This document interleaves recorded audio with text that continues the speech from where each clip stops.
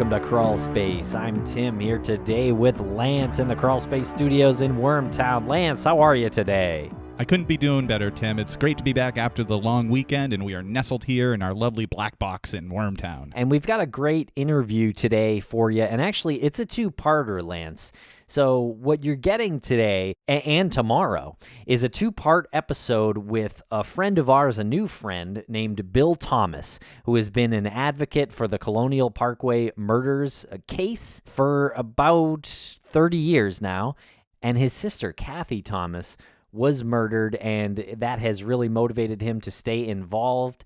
And so this is going to be a two-part episode that is airing on Wednesday of this week, May 29th, 2019. It's airing on both Missing Maura Murray and Crawlspace, and part two is airing on both channels as well, and that'll be tomorrow, Thursday, May 30th.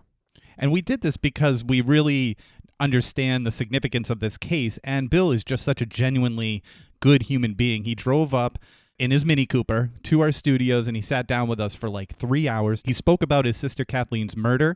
She was actually the first of the series of couples that were killed in what's been nicknamed the Lover's Lane murder or the Parkway murders. She was killed with her girlfriend, Rebecca Ann Dowski, and that was in 1986. So like you said, for over 30 years, this man has dedicated his life to finding out if these murders are connected and who actually killed his sister.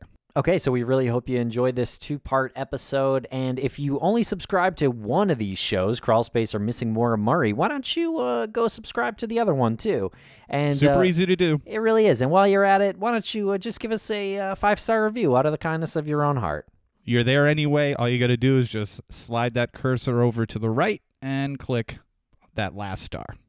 And if you want to get more involved, we do have a Patreon page. We're at patreon.com/crawlspacepodcast, where we're releasing weekly true crime news segments, and we'll talk about the episodes that we release and some behind-the-scenes stories. It's really a must-listen if you're a big fan of these shows, Lance. And we actually got a couple of messages from the last Patreon video that we shot. One of my favorites was just somebody saying, "You know you all are crazy, right?"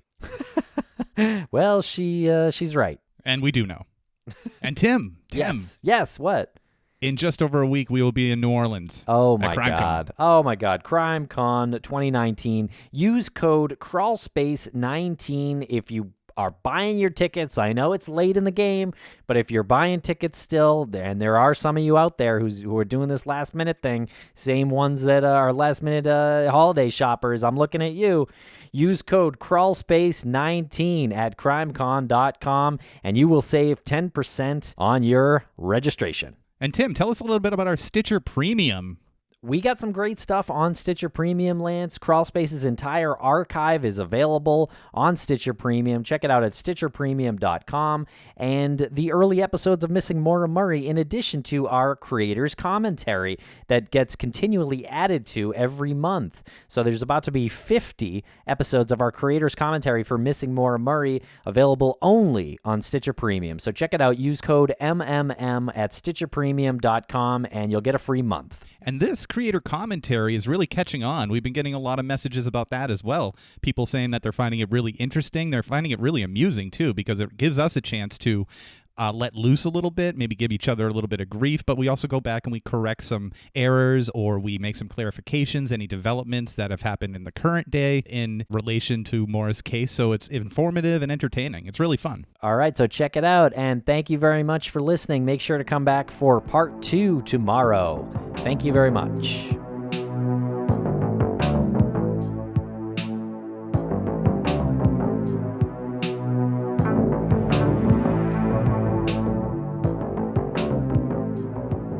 Welcome to the Crawlspace Studios, Bill Thomas. How are you today, Bill? I'm great. I'm excited to be in the commodious Crawlspace Studios. Quite luxurious. What are you doing pulling out words like this? I already have to Google a word you use. Commodious. You know what? He saw it. I think he saw it on my desktop when the words come up. It's my screensaver. Oh, he must have. And I saw him jot it down. Special words that I always try to... Word of the day. I try to pigeonhole. I try to stiff arm into this conversation. Yeah. You just did. I just did. The hospitality is really stellar. I mean, I thought the flavored coffees and the omelets made to order were outstanding. We have a lot of people who come in, and they're very impressed because they have one image, one perception of the Crawlspace Studios, and once they see how palatious it is with the ivory ceilings and the pillars. And commodious. And the doorman. The doorman was very nice to you. You guys exchanged numbers and probably grabbed some drinks later. Absolutely. Worcester's a friendly town. It is. It's the town of friendly worms. So thank you for joining us here in the reality of the situation, which is about a 10 by 12 curtained off, equally commodious. it's comfortable. It's And comfortable. there's a blue It is. table. I will say that Bill did say, so are we going to fold ourselves into this area now?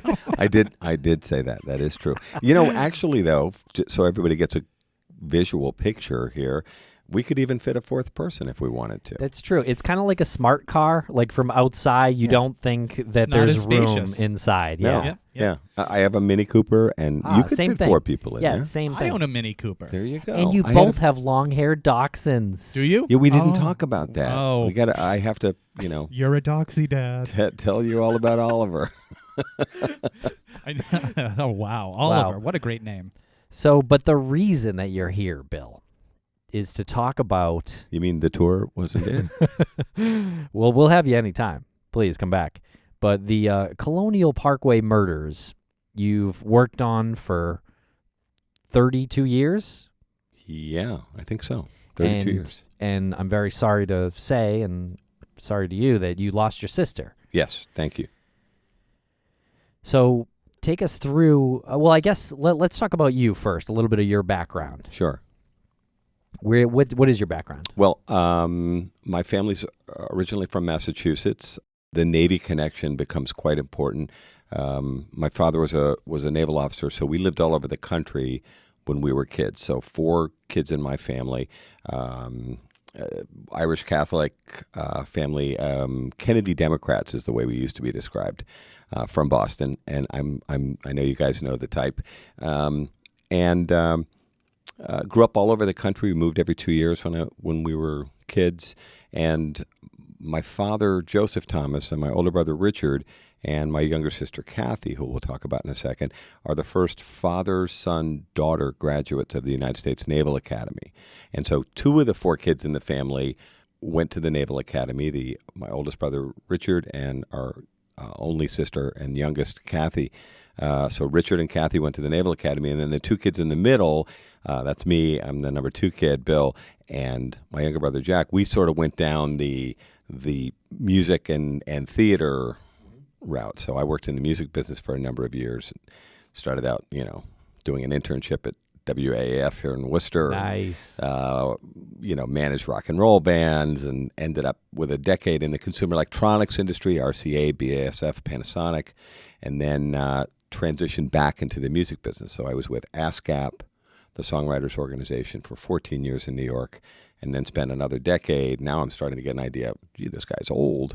Spent a decade in Los Angeles working for AFTRA, the American Federation of Television and Radio Artists, which merged with the Screen Actors Guild to form SAG-AFTRA, which is a mouthful, for 6.5 years, and then worked for the American Federation of Musicians and the Art Directors Guild. Wow. So I spent about 16 years in New York, 12 years in Los Angeles, and then just recently moved back to the East Coast.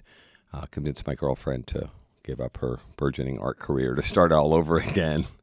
And we moved back just after Christmas, right in the middle of that polar vortex. Oh, yeah. 2015? Yeah. No. This is the this recent year. go-round. This year. Oh. Yeah, just a couple of months ago. Okay. Wow. So now I'm writing and working on the Colonial Parkway murders, and working on a television series on the case, and doing other worthwhile things, I hope. That's right. Oxygen just announced that they're doing a show on the case. Correct. Well, We've that's been great. Working on that actually for a couple of years, and we're thrilled. Oxygen just gave us a green light, as they say, to do a limited television series, which will probably be out about a year from now, I think, Great. on the Colonial Parkway case. And you're working with some old friends, Texas Crew Productions and Yeah. XG Productions. Of course, Texas Crew Productions did the Disappearance of Maura Murray show for Oxygen that we were both on.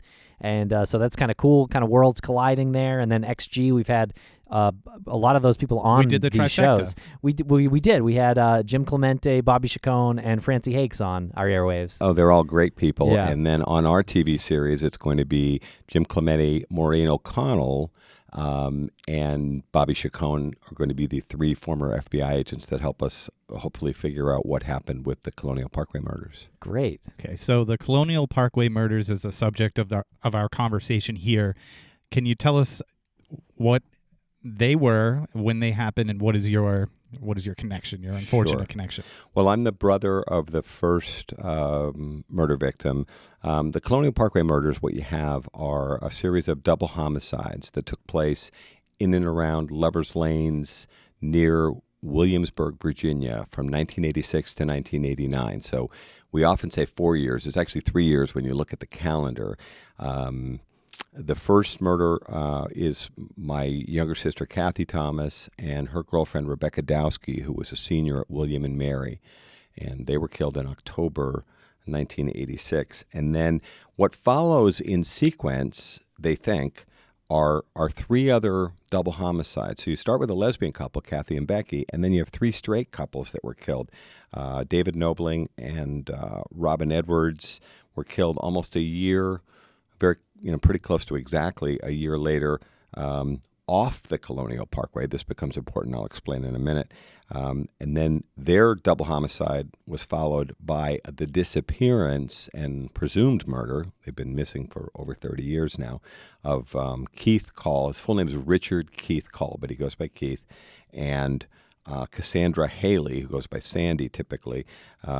They disappeared in April 1988. And then the last of the 4 double homicides takes place off the Colonial Parkway, and we'll get into more detail in a second. Daniel Lauer and Anna Maria Phelps disappeared and along I-64, which is Interstate 64, over Labor Day weekend 1989, and then their bodies were found about 6 weeks later, about a mile off of I-64. So what you have here is a series of 4 double homicides. 2 actually took place on the Colonial Parkway. 2 took place off the Colonial Parkway. Why is this important? Because the first and third cases, Kathy and Becky to start, and Keith and Cassandra, that's 1 and 3, are FBI cases. They take place, or they appear to take place, in a national park. And the FBI and the National Park Service Police are the responsible agencies in terms of investigating the double homicides. And then case number 2, that's David Nobling and Robin Edwards, and then Daniel Lauer and Anna Maria Phelps. Those 2 cases take place off the Colonial Parkway and therefore are Virginia State Police cases and are handled by, just to make things even more complicated, are handled by 2 separate Virginia State Police offices. Okay, so just to be clear in my own head, this is in Virginia, and you have the FBI working on your sister's case, and you have them working on the missing person case because it was on federal land. Correct. Okay, and then the others were in 2 separate counties or districts? So two separate counties. Two separate counties. So now we're talking about 2 different sets of law enforcement, like local law enforcement. Well, and these 2 counties, and we can drill down as far as we need to, are very small. And the first is the David Nobling and Robin Edwards case takes in a place called Isle of Wight County, which is very rural, especially 30-some years ago. And they aren't really equipped to investigate a murder at this level. And then in the 4th case, Daniel Lauer and Anna Maria Phelps are in New Kent County, which at that time doesn't even have a police force. We're talking about really rural areas. And so they literally don't even have cops. So the Virginia State Police assume control of that case right from the beginning. What would be the situation that a county doesn't have a police force?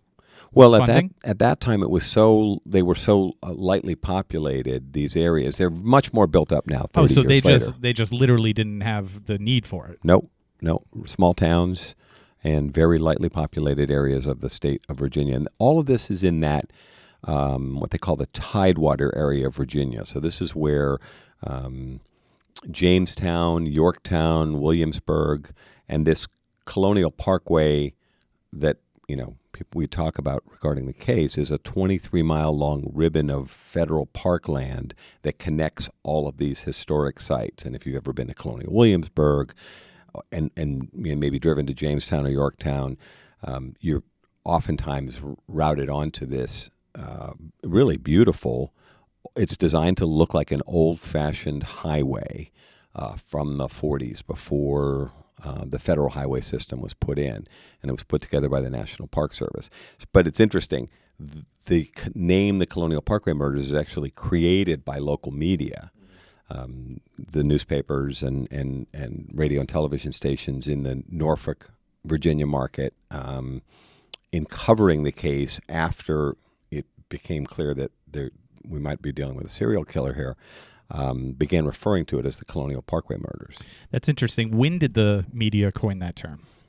Probably not until after the fourth case, because over time here, and again, because you're dealing with different law enforcement agencies, I don't think anyone thought until we get up to Keith Call and Cassandra Haley disappearing on the Colonial Parkway that anybody realized, we might have a problem here, because where Kathy and Becky were found along the Colonial Parkway, Keith Call's car was found about a mile and a half or so away at a very similar pull-off along the York River. And I think it's not until you get to like April 1988, which is a year and a half after the first murder, that they even begin to realize we might have a problem here, and we might be dealing with a serial killer. Now, can I ask, the first question that I thought of while looking at these is, are we sure that the third couple is connected?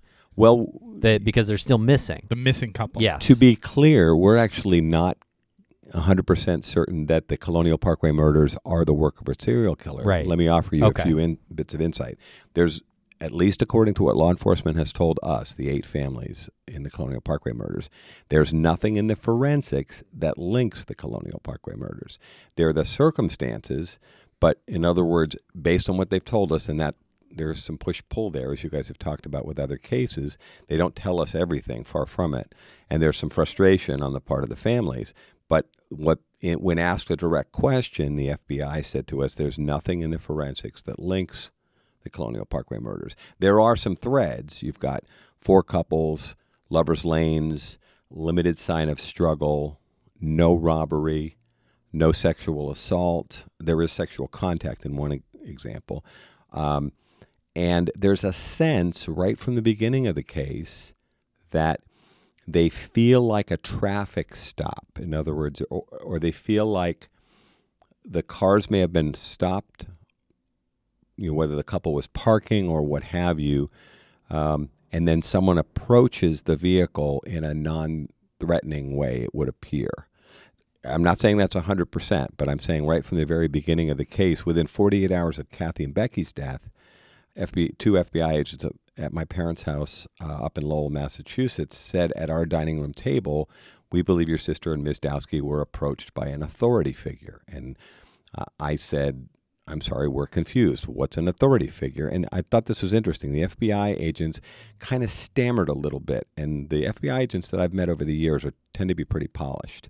And I was really surprised. I was watching them carefully, why they were uncomfortable. And then they sort of kicked it back in gear and they said, well, by authority figure, we mean, and they listed a whole series of agencies, state, local, federal. And keep in mind, this area of Virginia has a tremendous amount of military presence. And my sister Kathy was a United States Naval Academy grad, and that's why she was in that area.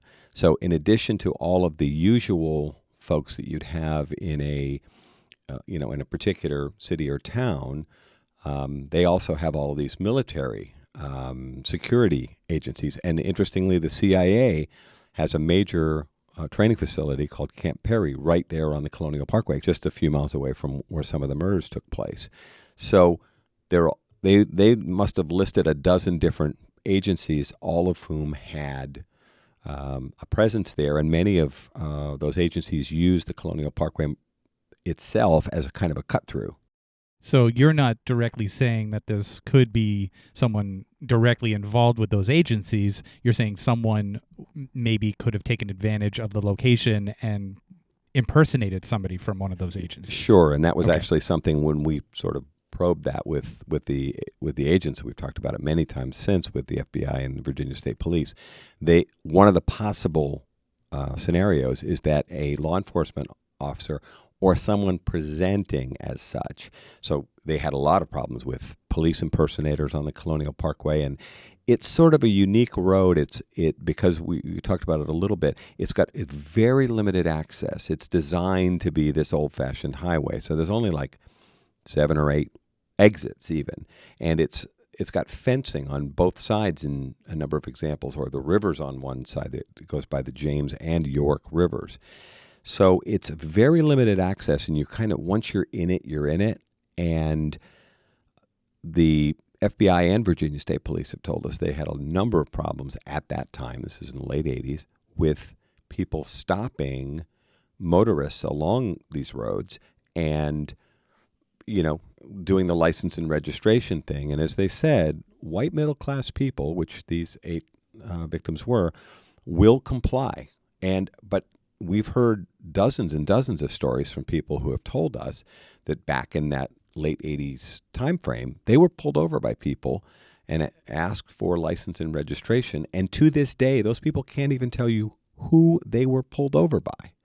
In many cases, it was people driving unmarked cars, and they just complied and did what they were told. And you don't mean specifically who, like their name. You just mean they don't know what the agency. They can't tell you what agency. And sometimes the people were in uniform, and sometimes they weren't. And this was a huge problem? This was a huge problem. How far away from D.C. was this? This is a couple of hours south of D.C. Okay, I'm just geographically to wrap my head around that. And how far off of like a major highway is this? Well, the fourth case takes place along Interstate 64, which is a pretty major highway, and actually the Colonial Parkway Road kind of parallels I-64. But for the most part, they believe that at least the first 3 cases, 2 of them took place on the Colonial Parkway, and 1 took place at this spot called the Ragged Island Wildlife Refuge, which is kind of across the river from Newport News. But that's especially 30 years ago, that was kind of the boonies. So these places are very quiet, limited access roads, and speaking frankly, I do try to do, very lightly patrolled, especially back then. So we hear over and over again and read newspaper accounts, and I've talked to the investigators about this. They definitely had a problem with police impersonators. So when I say this, and this is only one scenario, that doesn't mean that this was a law enforcement person. This could be someone who approached these couples in a non-threatening way. But it does sound like it because of the, I guess, lack of a better word, the profile, because they're all similar in cars. That kind of makes sense. I can see why that was the common belief, and it is the common belief. If I can add something, though, before we go too far down that road, though, you can also make a pretty compelling case that these are actually 4 unrelated murders, and that there may be individuals responsible for each of these double homicides. And although the FBI in particular said to me a couple of years ago, Bill, what are the chances that 4 double homicides are going to happen? As they said, Lover's Lane murders are very uncommon. Double homicides are very rare. And then there are certain aspects of the movement of cars and potentially the staging of the scenes that feel very strongly parallel to the investigators. And again, I'm not an investigator. I'm just the brother of a murder victim. I'm just reflecting what I've learned over the years about the case. But you could make a pretty compelling scenario that these 4 double homicides are actually not related. My personal theory is that, and I'm going to date myself a little bit here, when we were kids in math class, they used to use these things, they were called overhead projectors. Older folks will know what I'm talking about. Younger people will have to bear with me for a second. On the YouTube version. Yeah. We'll flash I'll bet we could find one. So we'd be doing these math problems, and we'd be sorting out like what was like and what was not like in the modern math section. And we'd have these clear sheets you'd write on them, and then you'd put it down on a projector, and it would throw it up on the wall. I think actually the Colonial Parkway murders, there are relationships between these cases. I just don't know that it's a straight up 1, 2, 3, 4 kind of relationship. I think this group of cases and some other unsolved cases in the area, I think there are relationships, but I think it may be one of those things where the circles kind of overlap, with the triangles in one area and the diamonds in another. I think there's a pattern here, but it might not be quite so straightforward. I could see that as well. But I guess from the FBI's perspective, they're like, double murder in that situation is that rare that even though these cases all took place within 3 years and relatively close proximity, that they kind of naturally got grouped together. Do you know if any DNA from the killer or a killer or killers has been recovered?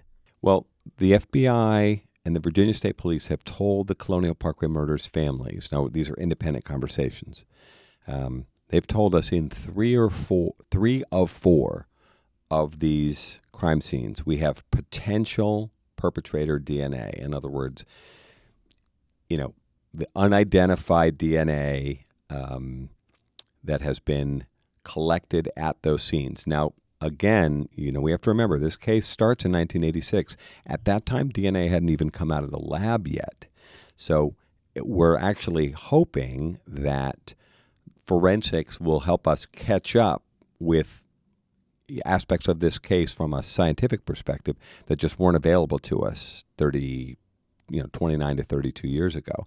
So we're told we have DNA in 3 of the 4 crime scenes, every crime scene except for the 4th one, Daniel Lauer and Anna Maria Phelps. Their bodies were found in a pretty advanced state of decomposition under a blanket off I-64 on a logging road, and they'd been missing for 6 weeks, and it had been extremely wet.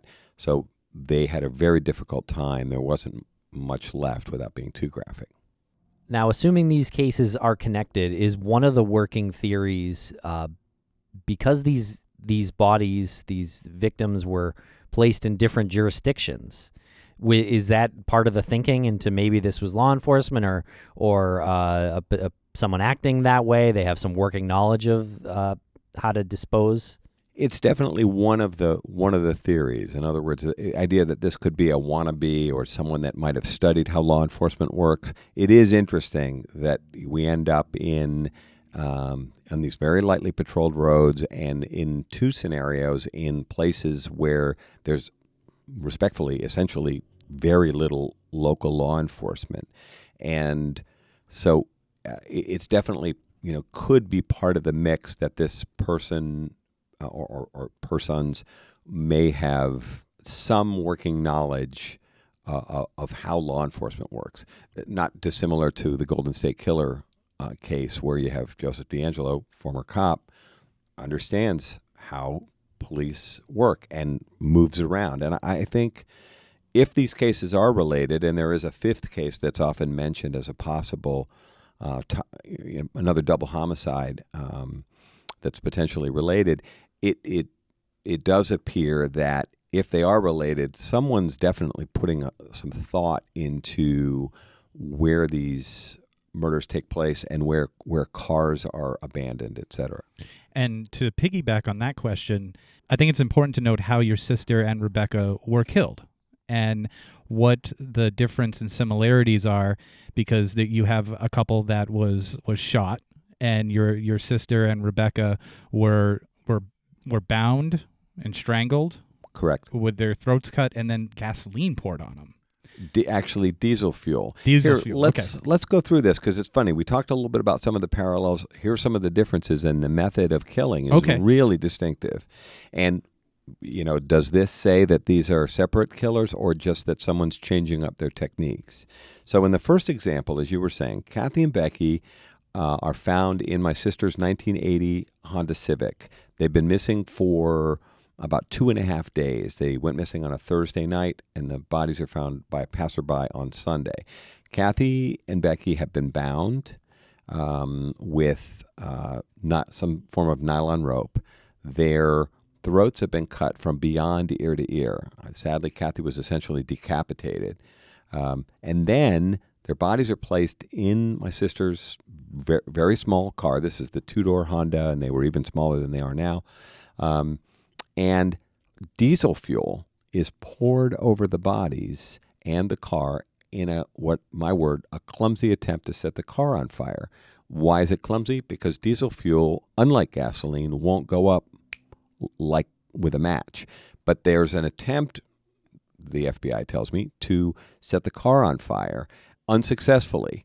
And so that's always troubled me. Who has access to diesel fuel but doesn't understand the ignition properties of Right, so diesel fuel? you're not talking about someone who's, say, a truck driver who is very familiar with diesel fuel. Right, and then keep in mind, you're absolutely right, and then we're right next to the water. The York River is where the car is found, and there's down there they refer to watermen, who are the folks that make their living on the water, crabbers, fishermen, and so on. There's a tremendous amount of water, plus in addition to the watermen, there's all kinds of folks just out enjoying themselves in their boats. So this is a very big area for that kind of thing. And there are a lot of diesel-powered boats as well. And so other things that are powered by diesel, trucks, although there's no trucks allowed on the Colonial Parkway, it's cars only, lawnmowers and big tractors and stuff, farm equipment, and there's a lot of that kind of thing, logging equipment, and then all these boats, some of which would be feet away. Kathy and Becky's bodies are found in my sister's car, literally inches from the surface of the water. The car was pushed over the edge, the small, very light version of the Honda with a manual transmission, pushed over the edge of an embankment, and it rolls down towards the surface of the York River and then gets caught in underbrush. But it's not visible from the surface of the Colonial Parkway. So I don't want to get into too much detail before we move on. I would like to ask a couple of questions, though. Go ahead. I do appreciate the detail here. I think the diesel fuel says a lot. I think the manual transmission and pushing the car says a lot. The diesel fuel, because I feel like if you had a boat or if you operated a large piece of machinery like a tractor, you would understand the properties of diesel fuel, and you would know this doesn't light up right away. So therefore, you wouldn't bring diesel fuel when you're planning to murder somebody. Right. And if you talk about the murder kit, which the investigators have talked about, this individual to the first murder brought rope, knives, and diesel fuel, all three, and then took all those things away with him or them. I'll say him just for brevity. But he brought those things with him, used those tools, if you will. I know that's I hope that's not too graphic. But then he took all those things away. And then interestingly, he left a piece of rope on the back of my sister's neck. He cut the ends of it, but left a piece. I'm visualizing here. I've never seen this. I've seen a picture of it. I don't know. It's probably an inch or two long, with cut ends at both ends, which might have happened during the throat cutting. But so he left a piece of nylon rope. Okay. So that would mean that he had access to diesel fuel, rope, which is interesting. I wonder if there was some sort of shed or a place where people would dock their boats and they would keep the cans there, and he was familiar with that area and he knew, I can show up and just grab this rope or grab the diesel fuel. Well, there's nothing immediately nearby. It's kind of a stretch of pretty quiet, very beautiful road. Within a couple of miles are sheds like that, and for both lawn mowing equipment that the National Park Service would use, and then there are boats and docks and places where you could buy diesel fuel within a few miles. So you raise some real interesting issues here. So I don't know that every truck driver or everyone who uses diesel fuel understands that it doesn't light up right away, but one thing we know is that, or one thing I think we can probably glean is that this was the killer's first attempt at burning a car, because they would have moved on if they knew from diesel fuel. Right, if they knew that didn't light. Right, Yeah. and it's the only case in the 4 where he goes to such elaborate lengths to set the car on fire. Yeah. And it is very striking. In the early stages of the investigation, in addition to looking at the 2 women's former boyfriends and other people in their lives, which makes perfect sense to me, they did spend a lot of time looking at watermen because of the rope, knives, diesel fuel, and the proximity to the water. Yeah. I have 2 more detailed questions. You said that they were placed inside the car. Correct. So were they killed outside the car? They think so. And I remember getting into this in some detail with the investigators when we met with them in 2010. They don't think there's enough blood inside the car for the murder to have taken place inside the car. And this is also a very small car. So Kathy's body is placed in what we call the way back, the hatchback area, which is, she's not a small person. She's like 5'7", 140 pounds, very athletic. And then, so her body is placed in the trunk, basically, in the hatchback. And then Becky's body is across the back seat with her feet extending towards the passenger door. As a matter of fact, I think they had some difficulty closing the door because her feet were extending. The killer. The killer. Okay. In placing the body inside the Honda.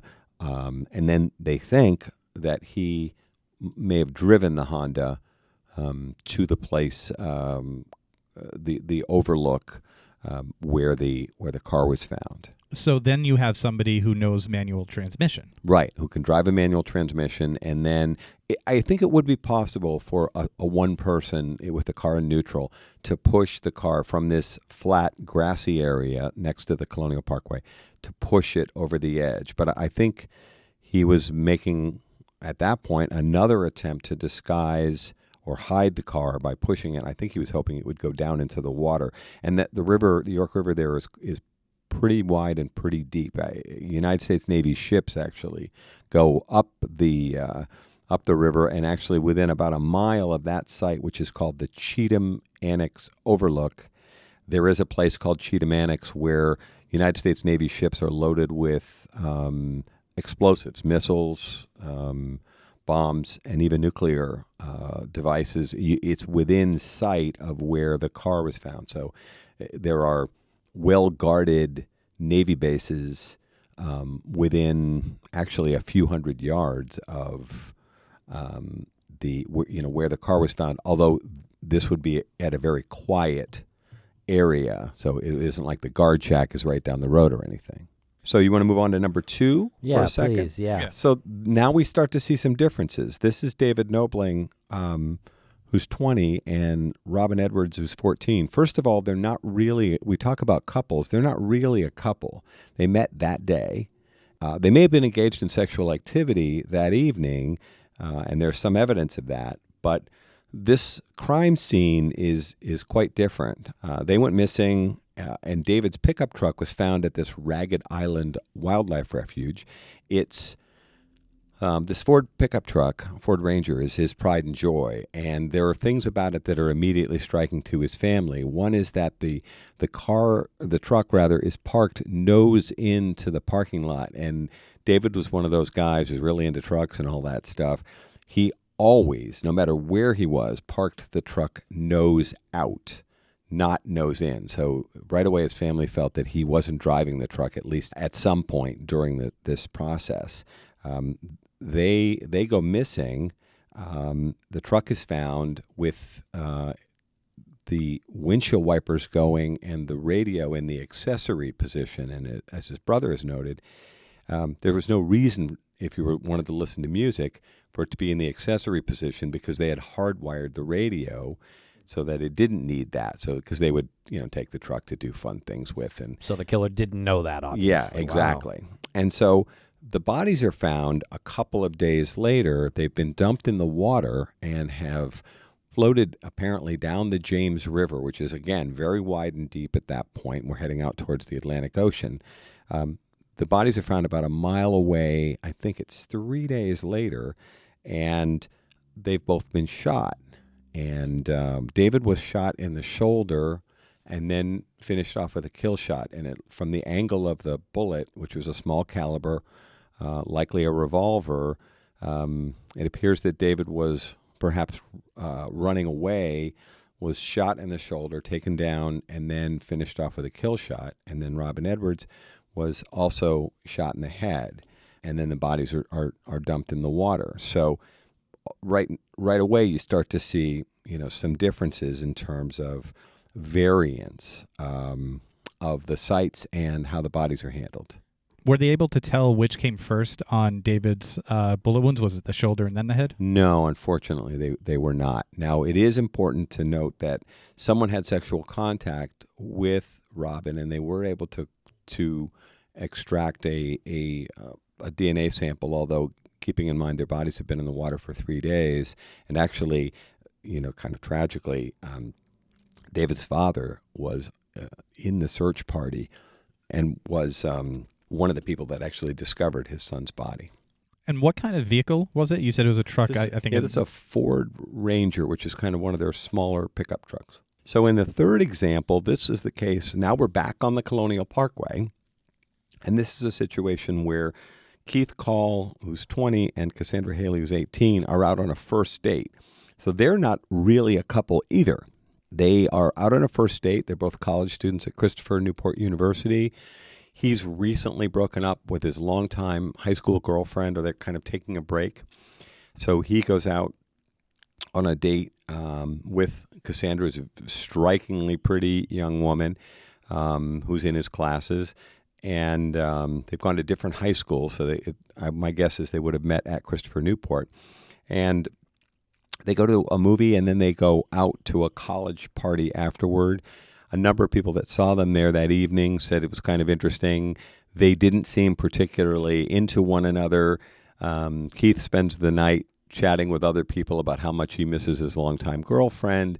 She ends up spending a good portion of the evening chatting with a group of guys that include a guy named Terry Kirby, who went on to have an NFL career, African-American guy, a local guy who had been Sandy's on and off high school boyfriend. And keep in mind, this is Virginia. This is the 1980s. It is a very politically kind of conservative place. So an interracial dating relationship back then was something you kind of kept on the down low. But she ends up chatting with Terry and a couple of friends for the course of the evening, and people notice that Keith and Cassandra don't necessarily seem all that into each other.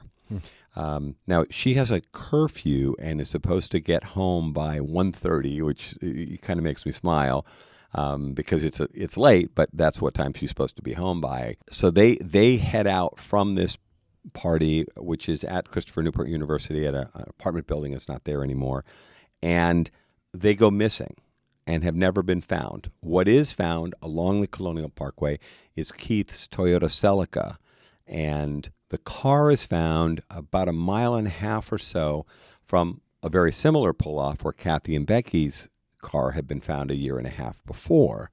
So they go missing in April, and there's an early theory that they went skinny dipping, which just seems absurd on its face. It's April. Temperatures are in the 40s. It's kind of a misty night. The car is parked at one of these little pull-offs again. It's called the York River Overlook. It's about probably 30 feet up from the surface of the water, down a steep, rocky path. I mean, even if you were drunk off your butt at 1:30 in the morning, I just don't see it as a likely place, particularly where if you go 200 or 300 yards further over along the Colonial Parkway, you can find a spot where there's a sandy beach and you could hop down and stick your feet in the water and, it would only be like a 3-foot drop down to the beach. On top of that, they're on a first date. Keith's hung up on his girlfriend, and they're kind of hoping to get back together. Sandy's considered very modest, and her sisters say there's just no way. Yeah, it doesn't sound likely. No. And on top of everything else, Keith didn't like the Colonial Parkway because it kind of was, very dark, very spooky. There's no lights, no businesses. It's pitch black out there. And the scenario just doesn't work. But the car is found there. And then, of course, it's been 30-something years now. We've never found Keith and Cassandra. So they are technically missing, but are considered to be part of this series of murders. So no blood found at the scene? No blood found at the scene. There are some odd details that jump out. There are articles of clothing found in the car, but this gets very strange. Keith's father, who's since deceased, is driving to work the following morning. He's on his way to the Bush Brewery, where he's a foreman, and the Colonial Parkway is his usual route. He's driving along. He saw Keith's car. It's in this little half-moon pull-off. It's very close to the road, 25 or 30 feet maybe. It's a pretty distinctive Toyota Celica. It's sort of a rust color. He pulls in, and his recollection is that Mr. Call stops, gets out of his car, calls out to his son, thinking, is his son there somewhere, finds the door ajar, looks inside the Toyota Celica, doesn't notice anything out of the ordinary, and then failing to get any kind of response, he thinks, well, maybe Keith left the car there, went off with his buddies or what have you, and gets back in his car and drives on to work. But later, when National Park Service rangers are examining the car, which they feel has been abandoned along the Colonial Parkway, according to the National Park Service rangers, they find articles of clothing, including one of Sandy's shoes, low boots that she was wearing. It was the 80s. And Keith's watch and glasses. But Mr. Call's recollection is that there's nothing strange. None of those things are in the car. Didn't they find her purse as well? They did. But when they talked to Mr. Call, he swears up and down that those items were not in the car at the time he swung by. Now, Mr. Call is so troubled by this that he actually ends up undergoing hypnosis to see whether or not he's recalling things correctly. He's very disturbed by this. Not only has his son gone missing and this young woman, but Mr. Call is very upset because he feels that, did he miss something? Did he really not see these things? We think now that National Park Service rangers may have removed the items of clothing at some point earlier. And again, crime scenes were not handled then like they are now, which may present a problem for us in helping to solve cases. They think that National Park Service rangers may have removed the articles of clothing and in an effort to figure out whose car this was. And I know that they ended up calling, I think it's the Haley family, after finding her address in her checkbook, Sandy's checkbook. So, but there's this disconnect between what Mr. Call says he saw and what the National Park Service rangers and then ultimately the FBI get involved. And of course, what I find disturbing is that in the early stages, no one points out that this Toyota Celica is being found 1.5 miles from a scene where two young women, my sister and Rebecca Dowski, were brutally murdered only 1.5 years before. So, and then of course, we end up with these odd, skinny dipping theories and so on. And in retrospect, when I think about it, I think somebody should have been pointing out, hold on for a second. We just had a brutal murder on the Colonial Parkway. In other words, no one's connecting the second case, Nobling Edwards, at Ragged Island, which is about a half an hour away. No one's connecting that case yet, but you would at least think that somebody would have been pointing out, this is right down the road from a remarkably similar spot where Kathy and Becky were found. Did the ID of Richard Call, was that found? Was that in the car? I'm saying this from memory. I think so.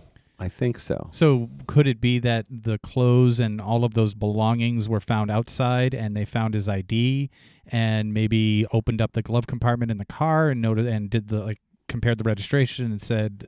Well, I don't know all the particulars, but, and it's interesting. The clothes are found neatly folded in the back seat. That was my next question. Neatly folded. So they think, and there was significant friction, is my understanding from the investigators, between the FBI, who, are not happy with the state of what now is a potential crime scene, and the National Park Service. We interviewed some of the special agents in charge, now retired, and they said there was some pretty significant heat right from the very beginning because the FBI at this point was starting to say, has anybody thought about the fact that, there's another crime scene just down the road? And why isn't anybody thinking about the fact that these two Parkway crime scenes do seem, potential crime scenes? Sure. They do seem remarkably similar. Yeah, it does sound like Park Service incompetence at first, folding the clothes and pulling them out, trying to identify people. These aren't like trained law enforcement crime scene specialists. No, not at all. And again, we're talking about 30 years ago. Yeah. The National Park Service rangers, they weren't cops. They may have patrolled the Parkway and been responsible for law enforcement on some level, but they were not particularly well paid or well trained. Yeah, and I think mistakes were made in the handling of the Call Haley site, and that would maybe explain why his father thought initially that there was nothing wrong in the car, because maybe he just looked past a little pile of folded clothes. Sure, and I've even thought, and again, I never met Mr. Call. He and Mrs. Call both died very young, directly as a result of the strain of this horrific case. I never met him to ask him these kind of questions, but I know that I had wondered if perhaps, he was on his way to work. He didn't think there was anything seriously wrong. I wondered if his overview of the car might have been a little more perfunctory than we might have thought. That's probably an element too. But even so, when he went back and he actually took the step of allowing himself to be hypnotized, and they went through his in-depth recollection, it was consistent with what he remembered. He swore to his family that he got out of the car and took a careful look around. Again, his focus was on getting to work, and he was the boss. And so, if he's anything like most of us, he probably hasn't built in a whole lot of extra time to his daily commute. I think to be fair to everybody, it does appear that the clothes were removed and then replaced. What time was he due to arrive at his job? I think he worked the 7 to 3 shift, so this would have been fairly early in the morning. So whatever happened after 1:30 and before 7. Yeah, before 7. Yeah. Yeah, it just seems a lot more likely to me that it's people trying to figure out who it is than the serial killer who folded up the clothes. The one who tried to light his other victims on fire and pushed a truck into the water. Yeah. It doesn't make sense. But it is a crazy mystery, right? It is creepy, and it's sad that they haven't been found. It kind of makes me think that he got better at submerging bodies. Yeah, I've actually offered a theory regarding Keith and Cassandra, which is that if this is the same killer, he's modifying his techniques here. In the first example, Kathy and Becky are bound, their throats are cut, and there's this attempt to set the car on fire. In the second example, the two victims are shot to death. And then once again, we think we have like a post-mortem moving of the car. Mm-hmm. And then in the third example, now, and this is just my theory, it feels like if this is the same perpetrator, at this point now he's perfected or modified his techniques, he literally makes a couple disappear. Yeah. Now, as the FBI has explained to me, it's hard to make a car disappear, but you can make people go away. And so these people go away, and they're right next to the river, so their bodies could have ended up in the river. And then there's all these dense woods. Sometimes it's not a very wide park. As a matter of fact, they jokingly say that Colonial Parkway is the nation's largest and narrowest park, because sometimes it's only a few hundred yards wide along the roadway next to the rivers. But the bodies could be buried somewhere, and there's all these swamps and woods, and it's quite beautiful. But it's very disturbing that they were never able to find any remains for Keith and Cassandra, which is extremely disturbing to the families. I assume that there were some significant searches. There were. They searched the area. I've seen photographs, and I've talked to people that were there. They did aerial searches. They did ground searches. They had cadets out walking, 6-10 feet apart through, a number of miles of roadway. They searched the river. There are photographs of the divers checking the area. They dragged the river. Now, the currents are very strong there. This is the York River. And, the flow is out towards the Atlantic Ocean. And as I mentioned, this is a deep enough river that U.S. Navy ships are right nearby. So this isn't like, shallow water that's easily searched. But I do have to give law enforcement credit. They did put significant resources into searching the area to no avail. Do you know if Cassandra's belongings that maybe she left at home were disturbed? Did she have a car that maybe was gone through? Was there anything? No, not to my knowledge. No. And there are striking things like one shoe is found, a boot is found inside the car, the other one's missing. Is there some belief that they were abducted at a different area and the car was driven by the killer again? Well, it sounds likely because she lives in Grafton, Virginia, at her parents' home, and they are last seen at the party, which is in Newport News. The odd thing is that the Colonial Parkway, where Keith's car is found, is well out of the way, say 15 or 20 minutes out of the way. Wow. So, again, they're not a couple, but let's say even if they did stop to be romantic, this seems like an odd choice for all the reasons that we talked about, and it's way out of the way. In other words, there are lots of quiet spots that they could have stopped if they wanted to get to know each other better. And as I said, it didn't seem like they were clicking at the party, according to their friends, and I've talked to people that were there that night. But let's just say they did stop to be romantic.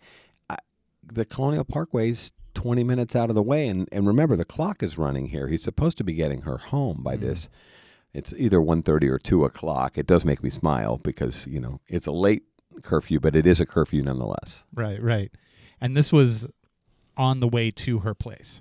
No, it's 20 minutes out of the way. That's what's key. Okay, sorry. Yeah, when you said that, I just figured it was 20 minutes away. No, it's 20 actually minutes in the wrong direction. 20 minutes in the wrong direction, and that always struck me as odd. So it seems likely, in my opinion, that the killer probably drove that vehicle too, right? Or forced them to drive it. Yeah. And I hope this doesn't sound too harsh, but in my opinion, the Colonial Parkway is a dump site. In other words, that's where Keith's car is left. I don't think whatever happened necessarily happened on the Colonial Parkway, but the killer or killers chose to leave the car on the Colonial Parkway. Yeah. Okay, so we got the next set of victims? Right. The final set of victims are Daniel Lauer and Anna Maria Phelps. Daniel's 21 and Anna Maria is 18. Now, here we go again. These two are not a couple either. Anna Maria or Anna, as her family calls her, is dating Daniel's brother Clint. And actually, they're supposedly becoming engaged. So they're supposed to be a fairly serious couple. The way this works is that Anna and Clint were living down in Virginia Beach, and were struggling a bit financially. And Daniel Lauer, the brother, was going to be moving in with them. And so they're trying to make a go of it down in Virginia Beach. But, we're talking about, working in burger joints and scratching together the rent. And over the Labor Day weekend, Clint has to work at his job, but Anna goes home to see family and get some clothes and that sort of thing. And Daniel, who's moving in with them, agrees to provide a ride to Anna back down from Amelia County, Virginia, to Virginia Beach. And so they're traveling companions. So they are not necessarily a couple. Now, it isn't to say that they might not have stopped to, fool around or maybe smoke a joint or, whatever. But the FBI believes, and the Virginia State Police concur, they believe that they went missing along I-64. Now, this is an interstate, 2 lanes in each direction at that point, so it's a bigger road. They think at a rest stop, which would have been eastbound, that is on the way from their home to Virginia Beach. This becomes important. I'll explain in a second. They think that they had some sort of encounter with someone at this rest stop. Now, they go missing. The car, Daniel's car, which is a Chevy Nova, kind of a beater, which has a bunch of clothes and other items in the back, which is, the items they were bringing down to the beach, is found not where they think they would have stopped, that is the eastbound direction of travel, but in a rest stop that's directly across I-64.